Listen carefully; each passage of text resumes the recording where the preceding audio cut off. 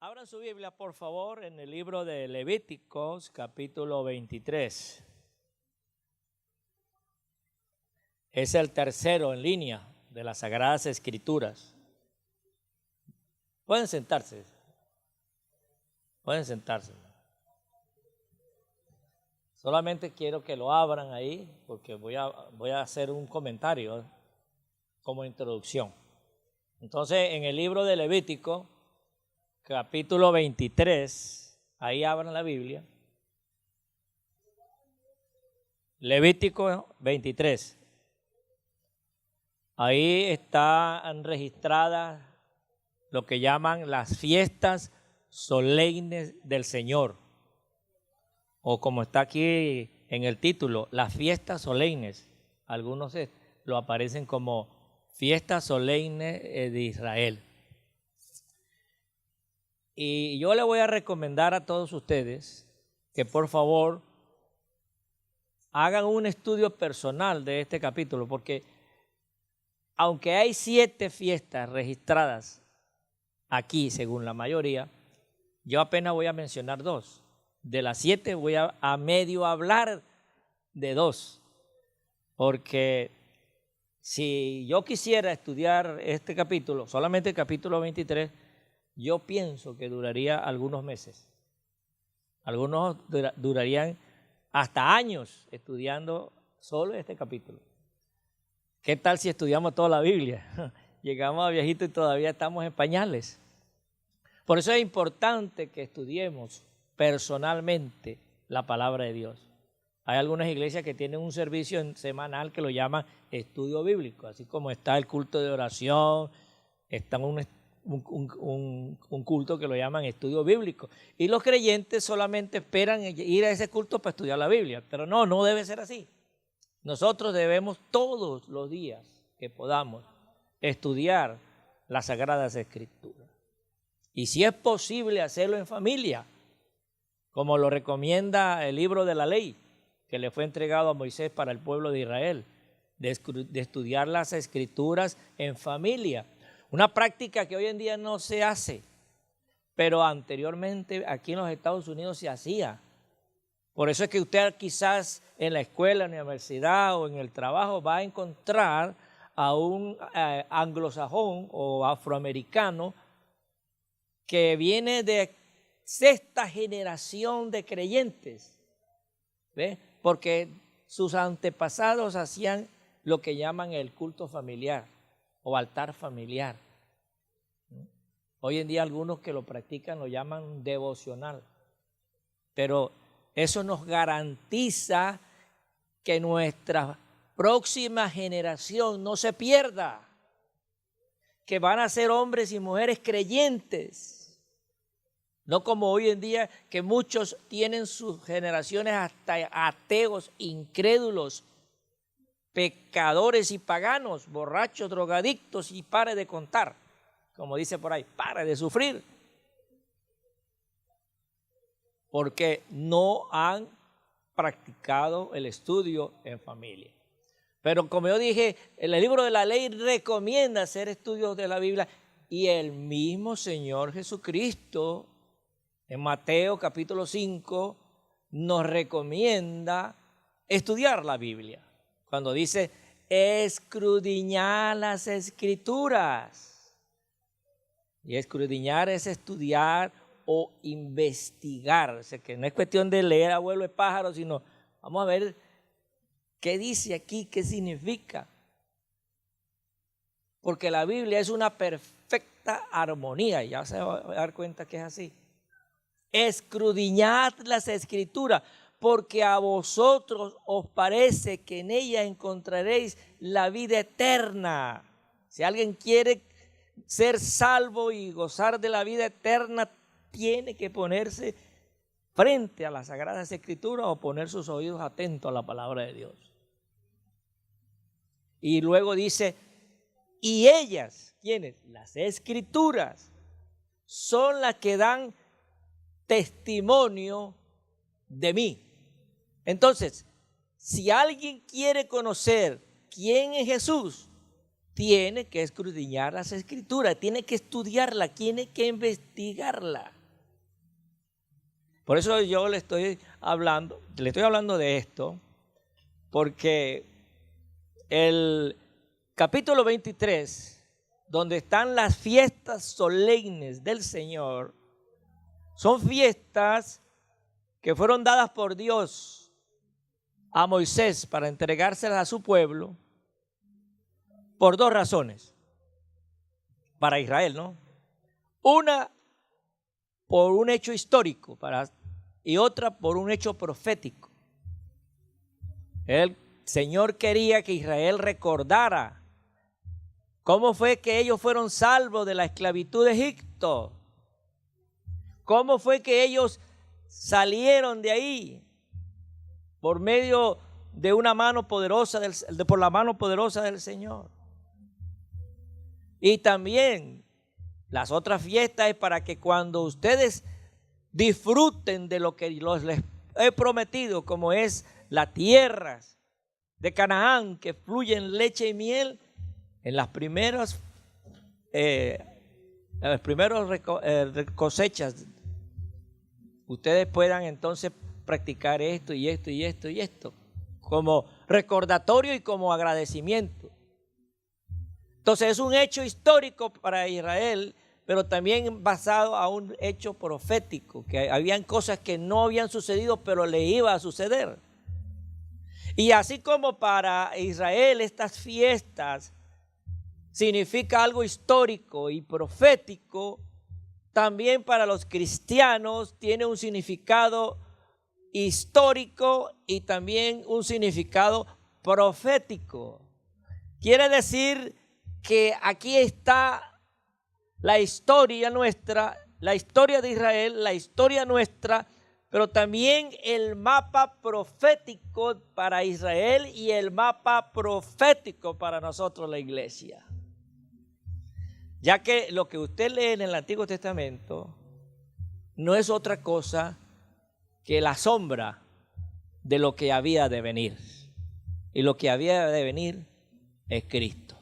Usted va a encontrar en estas fiestas a nuestro Señor Jesucristo, como lo encontrará en las Escrituras cuando habla del tabernáculo, cuando habla de las vestiduras de los sacerdotes, cuando habla de las ofrendas en la ley, cuando habla de todo esto desde Génesis hasta Apocalipsis, usted va a ver ahí a Jesús. Así que vamos a ver a Jesús en esta fiesta solemne. Por ejemplo, la fiesta de la Pascua representa a Jesucristo crucificado, que es el Cordero de Dios que quita el pecado del mundo. Luego viene la fiesta de los panes de levadura. Jesucristo es el pan sin levadura, que aunque fue tentado en todo, no hubo engaño en su boca. Es el pan de vida que a vida eterna permanece. Luego de la fiesta de los panes sin levadura, viene la fiesta de las primicias. Una de esas es la que vamos nosotros a hablar en el día de hoy. El significado de la fiesta de las primicias, que representa a Jesucristo resucitado. Después de la fiesta de las primicias viene la fiesta del Pentecostés, que son 50 días después de las primicias, que representa a Jesucristo como Espíritu Santo en nosotros, como Él lo dijo. He aquí yo estoy hoy con vosotros, pero en el futuro, no muy lejano, estaré en vosotros. Ahí está pues cuando llegó el Espíritu Santo en el día de Pentecostés. Luego, estas son pues más o menos las fiestas de primavera, Ahí en el medio está la de los Pentecostés. Luego de las fiestas de la primavera vienen las fiestas de otoño. Y la fiesta de otoño comienza con la fiesta de las trompetas. Esa es otra de las fiestas que vamos a mencionar. Entonces vamos a mencionar la fiesta de las primicias y las fiestas de las trompetas, que se celebraba en el mes séptimo, en el primer día de la luna nueva. Y como año a año no es exacto el día y la hora de una luna nueva, entonces eso representa algo muy importante para nosotros los cristianos. Al final, después de la fiesta de la trompeta, viene un día que algunos consideran que no es un día de celebración, pero es un día de aflicción, que es el día de la expiación, donde el pueblo hacía cuentas con Dios, arreglaba cuentas de sus pecados para que fuese redimido en el día de la expiación. Y por último, la fiesta de los tabernáculos, que representa a Cristo reinante. Entonces, yo dije que esto era un mapa profético para nosotros, tanto para Israel como para nosotros los cristianos. Y hablando entonces de las dos fiestas que voy a mencionar, la primera va a ser la fiesta de las primicias. Por eso yo le recomiendo que después de esta prédica vaya a su casa a estudiar la Biblia, no sea perezoso. Entonces tenemos la fiesta de las primicias. El origen de esta fiesta es que, como ustedes recordarán, el pueblo de Israel salvó a sus primogénitos, salvó a los primogénitos de personas, de familia, pero también salvó a los primogénitos de todos los animales. ¿A través de qué? A través del Cordero Pascual que el Señor mandó a sacrificar a todas las familias hebreas que estaban en Egipto, y la sangre la mandó a usar como tinta para pintar las puertas, y eso permitió de que cuando viniese el ángel de la muerte pasase de largo y no matase a los primogénitos que estaban en esa casa, respaldadas por esa mancha de la sangre del Cordero. Entonces, en vista de eso, el Señor, cuando ya sacó al pueblo, le dice: todo primogénito de vuestro vientre y de vuestros animales será mío. Entonces, como no había sacrificios humanos, nunca ha habido un sacrificio humano por orden de Dios, a menos que aquel simbólico que el Señor le dijo a Abraham: sacrifícame a tu hijo, pero no lo hizo, sino una representación de cómo el Padre pondría a su hijo unigénito en sacrificio por todos nosotros. Pero nunca ha habido por orden de Dios un sacrificio humano, pero Él pedía a los primogénitos para sí, y entonces para redimir a los primogénitos humanos había que hacer una ofrenda, y esa ofrenda es la que Él estableció como las fiestas de la primicia. Cuando lleguen a las tierras que yo les daré, tierras que fluyen leche y miel, y hagan las primeras cosechas, esa cosecha que son las gavillas, las primicias, las traeréis en esa celebración en las manos de los sacerdotes. Entonces, todas estas fiestas están relacionadas con la agricultura, con las estaciones de primavera y otoño, y también con las fases de la luna. Así que al llegar estos frutos, que eran los primeros, tenían que ofrecerse al Señor, tanto por un hijo como por animal. Entonces todo eso es representado en las ofrendas de los frutos. Los primeros frutos, las gavillas, era así como se celebraba en el pueblo de Israel. ¿Y a qué representa esta fiesta de la primicia? Representa a Jesucristo resucitado, como lo dice el apóstol San Pablo en el libro de Corintios, libro de Corintios, capítulo 15, verso 20, dice así, de la siguiente manera: mas ahora Cristo ha resucitado de los muertos, primicia de los que durmieron es hecho. Quiere decir que Jesucristo entonces es la primicia. Thank you, gracias. Sí, ¿verdad? Es aquí. Jesucristo es la primicia de los resucitados. Es el primero en resucitar. Ahora algunos dirán, ¿cómo va a ser él el primero en resucitar cuando antes de él algunas personas resucitaron? Ustedes se recordarán que en el ministerio de Elías y en el ministerio del profeta Elías y en el ministerio del profeta Eliseo hubieron personas que resucitaron. Inclusive, aún después de muerto, hubo una resurrección por parte del profeta Eliseo, ¿eh? Que cuando lo iban a enterrar, cayó el fetro de un difunto y cayó sobre la tumba de Eliseo y resucitó, salió corriendo él y todos los que estaban. Así que entonces en el Antiguo Testamento hubieron personas que resucitaron antes de Jesús. Y en el ministerio terrenal de nuestro Señor Jesucristo, antes de Él morir y resucitar, hubieron personas también que resucitaron. Ahí está como la hija de Jairo, o también el famoso Lázaro, ¿no? Entonces, si ellos resucitaron antes de Jesús, ¿por qué Jesús es el primogénito de entre los muertos? Está fácil.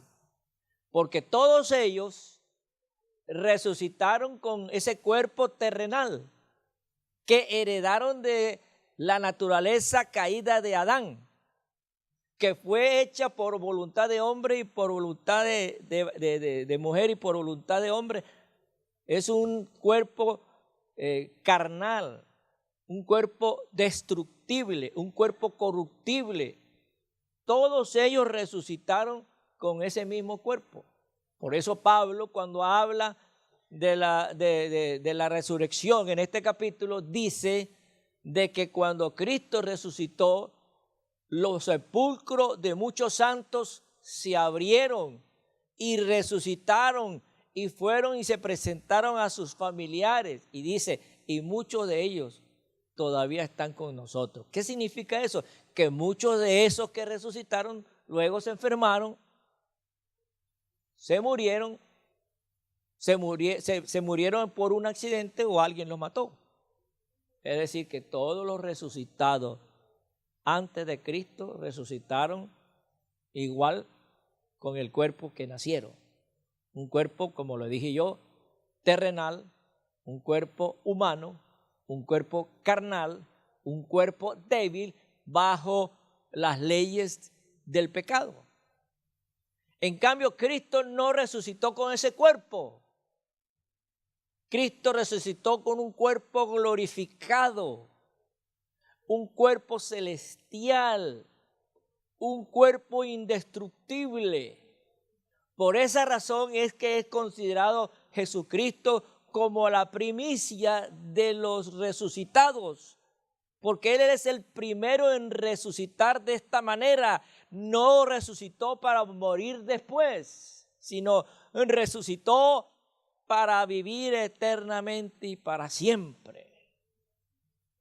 Así que esto es lo que representa para el cristiano la fiesta de la primicia, al Cristo resucitado con un cuerpo celestial y glorificado y eterno. Ahora, después de la fiesta de las primicias, pasa la fiesta del Pentecostés y llegamos a la fiesta de las trompetas. La fiesta de la trompeta se celebraba en el mes séptimo del calendario religioso hebreo, que no tiene nada que ver con el calendario solar de nosotros, que es un calendario según el calendario romano, así que no tiene nada que ver el mes séptimo de nosotros. Es el mes séptimo que es el comienzo del otoño. El comienzo del otoño en el primer día de la luna nueva. Y eso es importante que lo describamos. en las estaciones de luna, que tiene que ver con el movimiento de rotación, año tras año varía un día, 2 días, pero no es exactamente el primer día de luna nueva del 2017 el que va a ser para el 2018. Hay una cierta variación, no se puede dar con exactitud, como las fiestas de la Pascua, que es el 14 del mes Abril. Se parece a abril, pero no es abril. El 14 de Abril es en el primer día, en el día 14 de Abril se celebraba la Pascua. Y el 15 en adelante, por 7 días, se celebraba los panes sin levadura. Al final se celebraba la fiesta de la primicia y 50 días después la fiesta de Pentecostés. Pero la fiesta de la trompeta no se podía decir este día, esta hora. ¿Por qué? Porque estaba basado en el primer día de la luna nueva del mes séptimo. Así que no se sabía con exactitud. Algunos salvadoreños me dicen, sí, está el mapa, el mapa agrícola. Algunos mexicanos también lo usaban, el mapa agrícola, que es una hoja donde están los días de los santos y también las fases de la luna. Pero de que sea perfecto todo el año, está bien difícil. Porque hay cierta variación. Por eso es que tenemos un mes que tiene 28 días y después tiene 29. Y lástima los que, o sea, pobrecitos los que nacieron el 30. Nunca cumple años. Muy bien, entonces en esa fiesta de las trompetas era el día del despertar, era un día de despertar donde todos con esa trompeta que conocemos nosotros como el shofar, se sonaba con un sonido que era el sonido de despertar. Alguien me dijo que había 7 sonidos en el shofar y que había uno que era de guerra, otro de no sé cuánto, pero bueno, dentro de los 7 que me mencionó, el que más me interesaba, porque yo iba a hablar de esto, era el despertar de ese día. Llega el primer día de la luna nueva, entonces salían ese día hombres a tocar shofar, y ese era el día de las trompetas. Ahora, ¿qué significa para nosotros el día de la trompeta? Vámonos a Tesalonicenses, capítulo 4, verso 13, que dice de la siguiente manera: tampoco, hermanos, tampoco queremos, hermanos, que ignoréis acerca de los que duermen, para que no os entristezcáis como los otros que no tienen esperanza. Porque si creemos que Jesús murió y resucitó, oigan bien esto, o sea que la resurrección de Jesucristo es el tema principal del ministerio del apóstol Pablo. Porque al ver a Cristo resucitado, él se convierte del judaísmo al cristianismo, de ser un fariseo de fariseo a ser el más grande predicador de todo su tiempo. Y cuando él iba y predicaba, siempre hablaba de la resurrección de Jesucristo, porque eso fue lo que hizo que se convirtiera al cristianismo. Jesucristo le habló y le dijo: Saulo, Saulo, ¿por qué me persigues? Y él dijo: ¿quién eres? Yo soy Jesús a quien tú persigues. Dure cosa es dar cosas con el aguijón. Entonces él se da cuenta que al Cristo que él pensaba que estaba muerto y que sus discípulos habían robado su cuerpo era totalmente falso. La verdad es que verdaderamente Cristo que murió, Cristo resucitó. Y usted lo verá en el libro de los Hechos, cómo él predicaba en una y en otra ciudad, y él predicaba a uno y a otro hombre, y siempre llegaba al tema acerca de la resurrección de Jesús. ¿Por qué? Porque el hecho de que Cristo resucitó de esa manera, como primicia de los que vamos a morir juntamente con él, vamos a resucitar en garantía como Jesucristo resucitó. Por eso dice aquí que porque si creemos que Jesús murió y resucitó, así también Dios con Jesús a los que durmieron en él.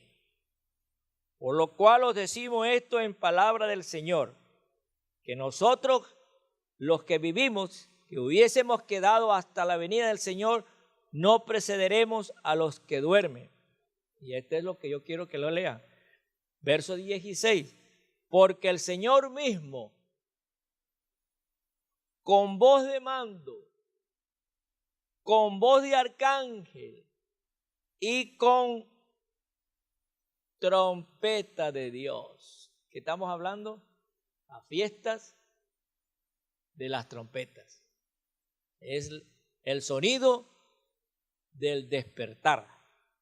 Descenderá del cielo y los muertos en Cristo resucitarán primero. Luego nosotros los que vivimos, los que hayamos quedado, seremos arrebatados. ¿Cuándo? Ese día de la fiesta de las trompetas. Juntamente con ellos en las nubes para recibir al Señor en el aire, y así estaremos siempre con el Señor. Por eso esta resurrección de Jesucristo es el primero. Pero así como Cristo resucitó, también los que somos de Cristo resucitaremos igualito, con el mismo cuerpo. Por eso les invito a que estudien el libro, el capítulo todo, el capítulo 15, ya es otro capítulo, no primero Levítico 23, sino ahora les invito a que estudien el capítulo 15, Primera de Corintios, y usted va a ver lo que le espera a usted y a los que han partido en el Señor. Así que nosotros estamos creyendo no en una religión muerta, sino estamos creyendo en un Dios vivo, como dice, podemos leer, como dice en Romanos, tienen Romanos, vamos a ver, Romanos capítulo 8, Romanos capítulo 8 versos.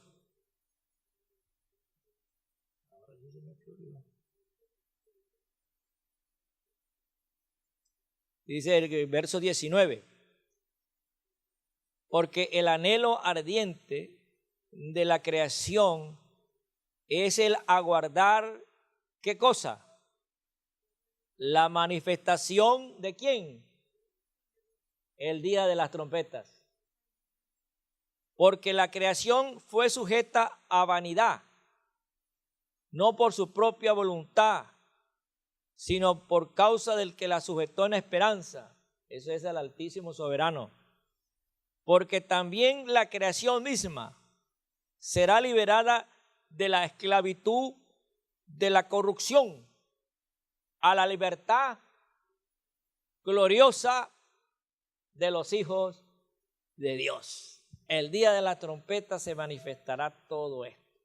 Se manifestará la manifestación gloriosa, se le llama manifestación gloriosa de los hijos de Dios, porque nosotros despertaremos, si es que partimos con el Señor, despertaremos en un cuerpo glorioso. Y los que están vivos, que espero que estemos, igual siempre nos va a pasar lo mismo, pero si estamos vivos también seremos transformados en un cuerpo glorioso. Así como la semilla. ¿Cuántos han sembrado aquí algo? Hermana, levante la mano los sembradores que han sembrado cualquier semilla. Usted sabe cómo se siembra la semilla, ¿verdad? Lo conoce. ¿Qué sembró usted, hermana? Algo, cualquiera. Un palo de naranjo. O sea que usted sirvió, primero fue una semilla. Después de esa semilla se siembra en la tierra, y cuando se siembra en esa tierra se siembra con un cuerpo, ¿verdad? Es una semillita. Pero de repente muere, se pudre, porque tiene que podrirse la semilla, y luego hace un retoñito y empieza a salir ¿cómo que digo? Un naranjo, ¿verdad? Pero entonces ya no nace con el cuerpo que usted lo sembró, sino ya nace con un cuerpo diferente, ¿verdad? Bueno, así vamos a hacer nosotros. Seremos sepultados con este cuerpo, como Pablo lo llama, cuerpo de la humillación nuestra. Porque esto es un cuerpo que nos humilla. Nos enfermamos, nos envejecemos, nos arrugamos, nos jorobamos. Y la humillación más grande es cuando estamos muertos. El cuerpo, ahí, inmóvil, no puede hacer nada. Y a los días se descompone. Aunque le pongan formol y lo preparen y todo, tienen esa preparación, tiene un límite. Ya después de ese límite comienza a transformarse, a desfigurarse, a corromperse. ¡Ey! No sigo porque se van a espantar las hermanitas bonitas, ¿no? Pero bueno, llegaremos a ser cadáveres, un esqueleto. Ya toda la carne se ha comido, ya sabe quién se la come. Eso es una humillación, el cuerpo de esa humillación.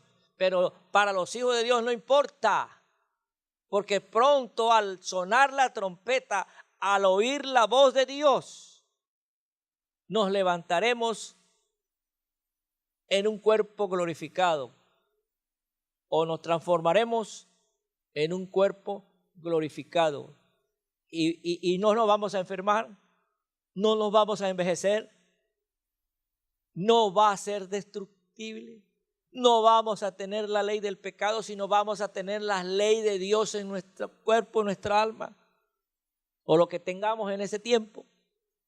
Viviremos en santidad y eternamente y para siempre. Esa es nuestra esperanza.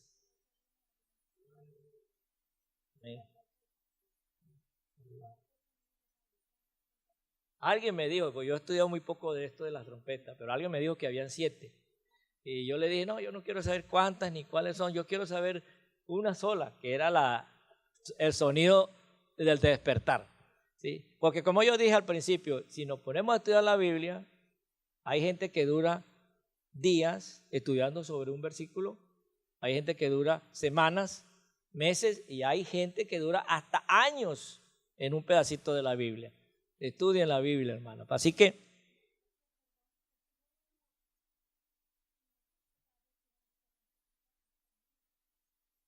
sí, hermana, eso es cierto.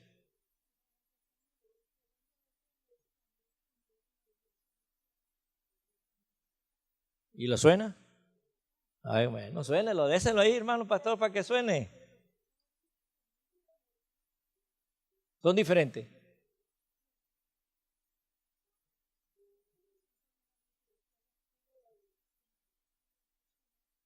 Bueno, una cosa es también el que lo toca, hermano, porque si yo me lo toco, yo no ni suena, pues, porque tiene que ver con mi profesionalismo. Eso hay que estudiarlo. Hay gente que estudia y hace cursos para sonar el chofar, ¿ves? Bueno, eso también, hermano, eso no lo pongo en duda, porque hay gente que el Señor los capacita y le da esa habilidad.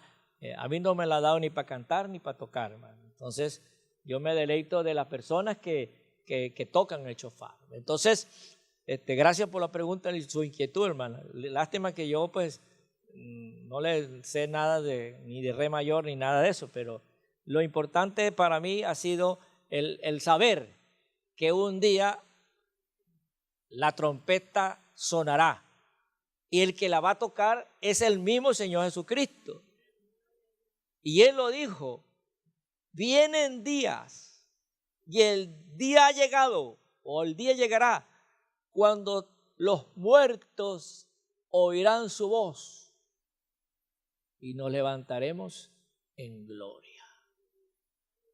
El Señor nos ha dado esa esperanza, por eso es necesario que nosotros nos mantengamos firmes en esta fe.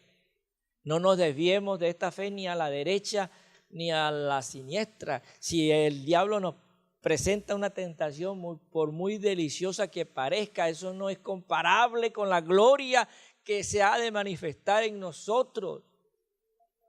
Y esta manifestación gloriosa de los hijos de Dios no solamente lo anhelan los hijos de Dios, sino también lo anhela la misma naturaleza. La tierra que está cansada de tanta contaminación, de tanto abuso de la humanidad, ella misma, la creación, gime, llora. ¿Cuándo, Señor, va a ser ese día en que suene la trompeta? Por eso nosotros, los hijos de Dios, también debemos gemir y llorar. Señor, ¿cuándo será el día de la trompeta? Tenemos que afligirlos, llorar, orar, y por eso es que son las vigilias. La vigilia no es para entretenernos, ¿verdad que no? La vigilia es para afligirnos, pensando en que Señor nos oiga. ¿Para qué? Para que cuando Él le toque sonar la trompeta, ese día para usted y para mí no lo sabemos. No sabemos ni el día ni la hora, por eso tenemos que estar preparados para cuando Él suene la trompeta. Y debemos gemir por esa manifestación, por ese día que suceda, para que seamos nosotros manifestados en gloria, para que los santos se manifiesten en gloria y para que la creación misma le dé honra y gloria al Creador, Dios Todopoderoso, por causa de los hijos de Dios. Porque cuando eso suceda, recuerde que después de las fiestas de las trompetas viene la gran tribulación con la aflicción, pero después de eso viene la fiesta de los tabernáculos, que es el reino de Dios en la tierra, Jesucristo reinando por 1000 años. Entonces, ese es el beneficio que la misma naturaleza está pidiendo y gime. Y si la naturaleza gime, ¿cuánto más nosotros debemos de gemir para ese día? Por eso es que son los ayunos. Tampoco divertirnos, porque no es nada divertido dejar de comer. Es para afligirnos, para gemir y aprovechar el ayuno y la vigilia para clamarle al Señor: Señor, que yo sea encontrado digno el día de tu sonar de trompeta. Preparado para ese día yo quiero estar. Por eso que nosotros tenemos que entonces sacrificar lo que nos gusta cuando nos tienta el diablo. Saber que lo que el diablo nos tienta es pasajero, pero lo que nos ofrece el Señor es eterno. Y vale la pena decirle al diablo no, por causa de Jesús, al cual siempre le debemos decir que sí, mantenernos firmes sobre esta roca, sobre esta fe, de saber que los que parten en el Señor no es un terminal, es un comenzar. No es una despedida para siempre, sino es un hasta luego. Y cuando nos veamos nuevamente la cara, nos vamos a ver glorificados. Están calladitos. Impresionante todo lo que Dios nos ha hablado, ¿verdad? Yo creo que todos estamos tan emocionados con esta esperanza que no tenemos palabra que nos salga de nuestra boca, porque es tanto lo que el Señor nos ofrece, es tanto lo que el Señor nos ha revelado, que vale la pena permanecer en Cristo. Vale la pena permanecer en este camino. Vale la pena seguir a Cristo. Y como dice el cántico, volver atrás, jamás. Sabe que el diablo quiere que volvamos atrás, pero usted no mire atrás. Manténgase, como dice Pablo, puestos los ojos en Jesús, el autor, consumidor de nuestra fe. Nuestra fe no está fundamentada en vanas filosofías, huecas utilencias. Nuestra fe está fundamentada en un Cristo que murió, pero que al tercer día resucitó. Las tumbas de todos los líderes están llenas, pero la tumba de Jesús está vacía. Como alguien que dice que pagan millones de dinero a ir a ver a nadie. Entonces yo le pregunté, ¿cómo así? Van a ir a ver, muchos turistas van a Jerusalén a ver la tumba de Jesús, a ver a nadie.